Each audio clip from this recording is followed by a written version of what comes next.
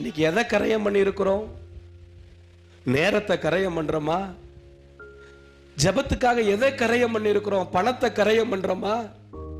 எத்தனை திருச்சபைகளை கட்டி இருக்கிறோம், எத்தனை மிஷனரிகளை நம்ம தாங்குறோம், ஊழியத்திற்காக என்ன கரையம் பண்றோம்? நம்ம ஆண்டவருக்காக கரையம் பண்ணாத வரைக்கும் நமக்கு கிரகம் தான் பிடிக்கும்.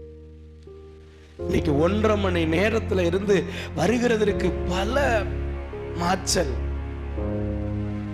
1/2 மணி நேரத்துல இருந்து ஆராதனைக்கு வருகிறதற்கு பல மாச்சல்.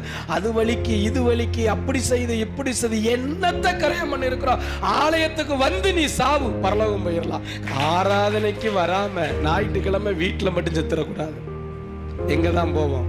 கிரயத்தை பார்த்து தான் ஆண்டவர் ஆசீர்வதிப்பார். இயேசு தன்னையே கிரயம் பண்ணினார். தம்முடைய ஒரே பேரான குமாரனை பூமிக்கு அனுப்புனதே எதுக்கு? அடிக்கப்படவும் கொல்லப்படவும், அவர் சிலுவையில மரிக்கவும் 3ஆம் நாள் உயிர் தரவும் தான் தம்முடைய ஒரே பேரான குமாரனை என்ன செய்தார்? அப்ப நம்மளும் நம்ம பிள்ளைகளை என்ன பண்ணணும்? கிரயம் பண்ணணும்ல.